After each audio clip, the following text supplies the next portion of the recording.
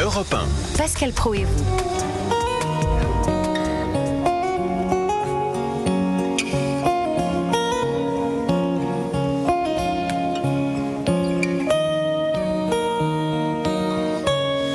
Ça, c'est un moment un peu suspendu, comme on dit, lorsqu'on veut faire, dans une certaine poésie, un moment suspendu.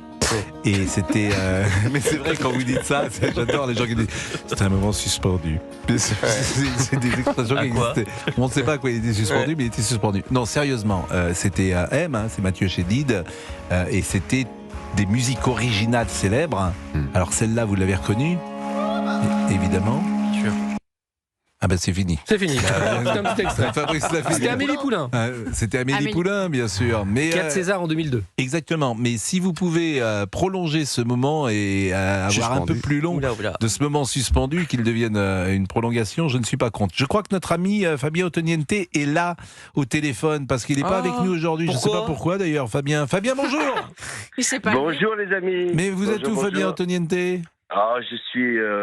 Je suis à la montagne, je suis parti finir les épreuves de mon livre. Non, et donc là, Vous êtes un concours de mouettes. Et quand vous allez à la montagne, vous allez plutôt dans les Pyrénées, dans le massif armoricain ou dans les Alpes? Vous êtes dans les Pyrénées. Dans les Hautes-Pyrénées. Vous êtes à Gourette? Non, je suis à Loudanvielle, à côté de Péragude. Ah, vous êtes à côté de Péragude. Yes, c'est sûr que j'ai connu grâce à cause du Tour de France. Et il y a de la neige? Bien sûr. Il y a de la neige et il y a du beau temps. Bah oui, on peut skier quasiment en t-shirt là. Il y a entre 15 et 20 degrés. Carrément, oui, quasiment. Bon, et donc vous êtes. C'est très agréable. Je vous écoutais. Je vous écoutais parler des Césars. Je vous écoutais parler.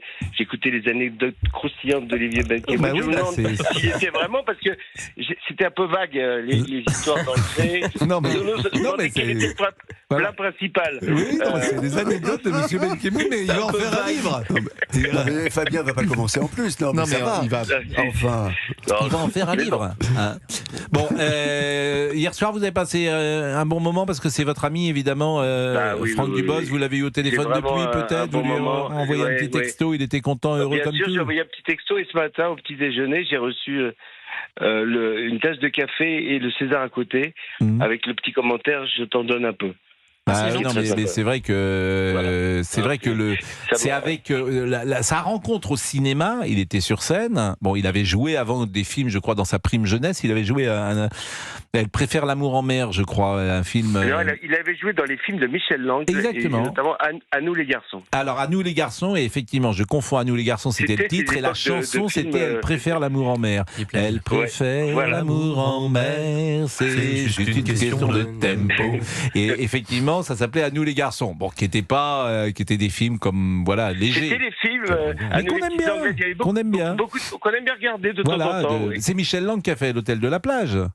Eh bien, Hôtel de la Plage a été pour Franck et moi un des marqueurs de camping, parce que c'était une réunion de gens qui venaient de toute la France et qui, dans une pension de famille, comme ça existait à l'époque des films de Michel Lang, et nous, on avait décidé de faire la même chose. Et mais moi, dans ce que j'aime, c'est les acteurs de cette période-là, c'est-à-dire que vous avez Daniel Sacaldi, qui est un génie, et vous avez Guy Marchand, et vous avez le maire qui joue le Belge, effectivement.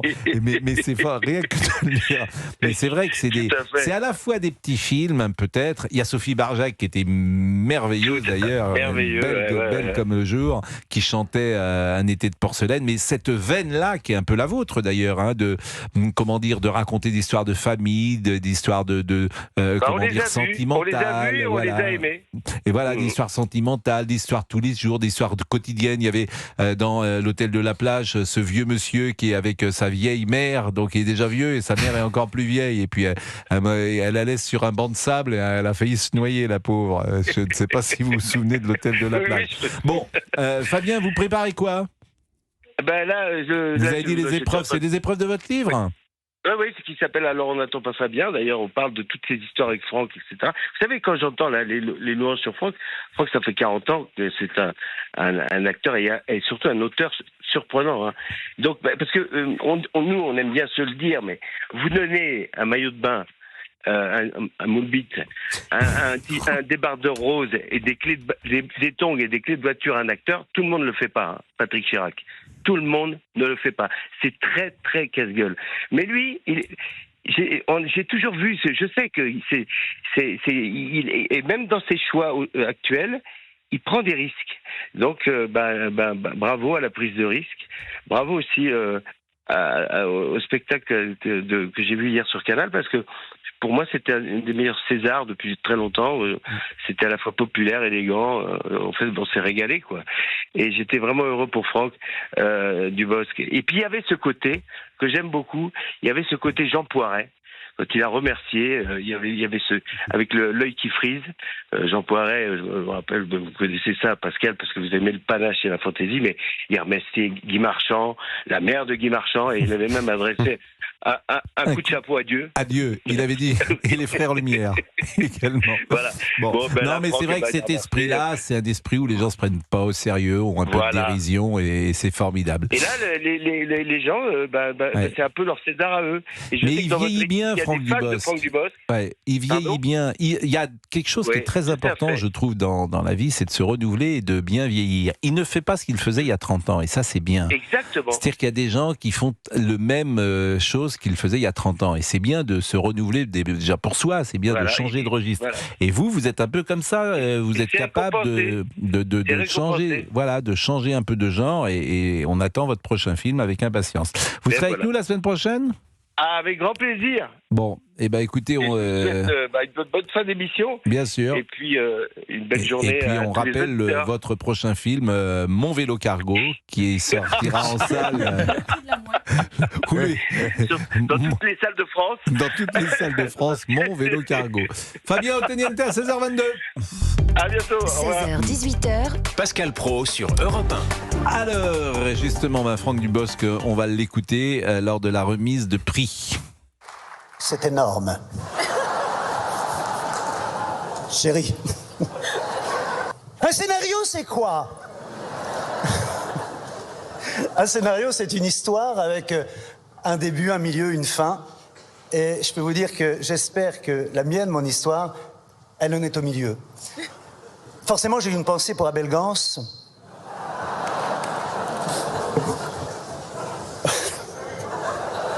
Pour Julien Duvivier, bien sûr, et pour Philippe Lachaud, qui font notre cinéma français. Voilà, ne me retenez pas, je reviendrai. Merci. C'est bien écrit, ne me retenez pas, je reviendrai, c'est vraiment excellent. Benjamin Laverne au début de la cérémonie devant Jim Carrey, écoutez. J'ai 10 ans, je sors d'une séance de The Mask au cinéma Le Castille, à Poitiers, place du Maréchal Leclerc. Je découvre alors beaucoup plus qu'un acteur, un artiste immense, au talent sans limite. 30 ans plus tard, il est à 3 mètres de moi,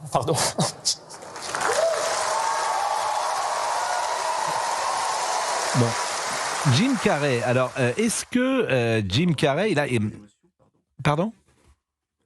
Je ne sais pas si ça marche. Vous avez entendu l'émotion Oui. C'est pour ça qu'on le passe même. Non, vous ne soulignez pas. C'est-à-dire que au moment des répétitions, il sort le texte, parce que c'est un texte, il n'y a pas de prompteur. Il le dit comme un acteur, il l'a écrit, il le vit, etc. Et là, il est face à Jim Carrey, il est vraiment, vraiment ému, et il chiale. Et il le dit d'ailleurs, il dit, j'aurais pas tenu 10 minutes avant de chialer, mais il est tellement dans cette émotion d'être avec Jim Carrey en face de lui, qui est comme un enfant, qui est en train de sourire, avec ce sourire magnifique qu'on a tous vu, que c'était Olivier Benkemoun, vous avez assisté à toutes les répétitions ? Non, j'étais à celle d'hier matin, la dernière répétition, la plus proche. Alors, la précision de Laverne, vraiment, c'est millimétré. Et il a tous les dons, Laverne. C'est un grand comédien de la comédie française. Il sait danser, il sait chanter, il sait jouer de la musique, on l'a dit tout à l'heure. Il fait partie, effectivement, il sait écrire, parce que ce que vous avez vu là, c'est ce qu'il a imaginé. C'est son hommage à Jim Carrey. Toutes les transformations qu'il a imaginées, le fait d'être entouré par ailleurs de cet orchestre, la danse, parle etc. Avec sa voix française. Mais Oui, alors ça, c'était... alors, il a 64 ans, Jim Carrey. je suis pas sûr que tous ceux qui nous écoutent aient vu des films de Jim Carrey. Pas The Mask, quand même. Bah, The Mask, oui. Mais oui, je vous répète, je pense que c'est un cinéma particulier. Je ne sais pas si les uns et les autres, The Mask, c'est un cinéma particulier qui est adressé à un public assez jeune. Je suis pas d'accord. The Mask, vous avez vu The Mask, j'adore. Franchement, c'était en 94, mais quand On l'a vu, The Mask, oui. Non mais non mais attendez, il y a pas de souci. Et puis c'est un film intemporel. Et les jeunes générations l'ont vu, d'ailleurs, Jim Carrey, parce qu'il a eu un... Les jeunes générations l'ont vu mais c'est un film qui a 32 ans, et il a 64 ans. Il a 64 ans, c'est ça qui est... En fait, je veux dire, il a quasiment l'âge qu'avait Jean Gabin lorsqu'il a présidé la première cérémonie des Césars. Et quand vous voyez Jean Gabin, et il était un peu plus vieux quand même, il avait 72 ans, Jean Gabin, lorsqu'il a présidé la première cérémonie des Césars. Lui, il en a 64. Mais c'est tellement incroyable en 50 ans ce qui s'est passé, parce que tu as l'impression d'avoir non pas un ado, mais il ne fait pas 64 ans quand même. On dirait un quinquin. Voilà, il ne fait pas 64 ans. Ceux qui l'ont vu hier soir, il ne fait pas 64 ans. Et il était là avec son fils et sa compagne. Sa compagne, pardon, sa fille. Et son fils. Et son petit-fils. Et son petit-fils aussi, à qui il a rendu. Exactement. Tout le monde disait sur les réseaux, il s'est fait faire un petit peu de chirurgie, non ? Bah, c'est possible. Ouais, tout le monde soulevait le fait qu'il ait des grosses pommettes, enfin des grosses. Oui. Sur les réseaux. Non, mais c'est vrai que c'est l'acide hyaluronique. Vous avez bien fait une greffe. C'est The Mask. C'est le principe de The Mask. Exactement, mais c'est l'acide hyaluronique. Si tu mets effectivement dans les lèvres, dans les pommettes, dans le nez, dans les paupières, voilà. Alors tu ça se voit un petit peu. Comment ? Ça repulpe. C'est bien, vous avez des interventions soignées aujourd'hui, Christophe Bordet. 16h27. Personne ne savait qu'il avait des origines françaises. Mais c'est vrai. Exactement. Pardonnez-moi, c'est un peu votre boulot de le savoir, si vous me permettez. J'aurais dit hier matin. Mais il me l'a dit hier. Il l'a dit à tout le monde. Et ça s'appelait même. Il l'a dit sur scène. À Saint-Malo. Oui. Son arrière. Il a fait vraiment l'effort de faire son texte en français, alors qu'il ne parle pas français. Ensuite, en salle de presse, on l'a eu au micro d'Europe 1, il ne parle pas français. Voilà une information importante que vous avez donnée. Ça, c'est une. Il a fallu attendre 16h28. Ça y est, première info. On marque une petite pause et puis on continue. On écoutera 2 ou 3 choses que vous avez entendues hier soir. C'était vraiment un bon moment et on a envie de vous le faire partager parce que cette actualité tellement plombante, disons-le. Je vous assure, on passe une semaine. J'en ai un peu assez d'entendre Jean-Luc Mélenchon, pour tout vous dire. Donc je préfère entendre The Mask et d'entendre Jim Carrey. J'en ai un peu assez. Donc c'est vrai, l'actualité. On pourrait remettre la musique de The Mask après la pub. Oui. On va le mettre. Tiens, on va le mettre. Et puis cette séquence musicale que je vous ai demandé là avec Mathieu Chédid, si on peut également les écouter. Et puis Wallis Gless qui a passé toute la semaine avec nous. On lui fera un petit débrief à 17h30. On lui demandera s'il a été heureux avec nous. J'ai l'impression, j'espère qu'on ne l'a pas perturbé. Il est 16h28, à tout de suite.